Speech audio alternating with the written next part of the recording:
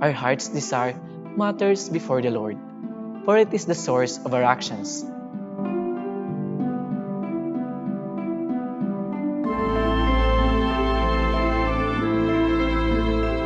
Being man knowledgeable of the law, the Pharisees and the teachers of the law failed to do their duties as good exemplar for their people.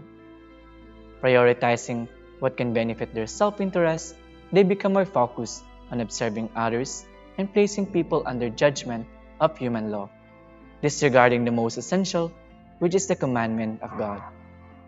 Reflecting the gospel, I have come to mind the two important attitudes in my relationship with God and to my neighbors.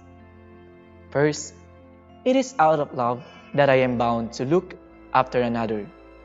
Looking out of love means having a paternal heart, not that of letting them do what is evil or wishing them bad, but rather correcting and guiding them towards good, not putting them before judgment, but to understand their weaknesses, providing encouragement to strive toward the same goal, which is holiness. Second is the need to purify my intentions. Jesus has said that it is our hearts that make us unclean. Our heart's desire matters before the Lord, for it is the source of our actions. But what does it mean to purify my intention?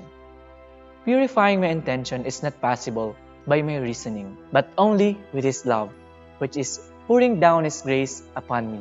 Purifying my intention means to subject it before God, so that I may be able to desire what is good, acceptable, and just, not only for myself, but for the benefit of others, so that, even in my simple actions and works, I may truly praise and glorify God. This reflection is an open invitation for me to ask, seek, and knock, that God may create a clean heart in me, that I may be able to be compassionate toward others and have my intention pure, only to follow His will. May Jesus Christ be praised. Amen.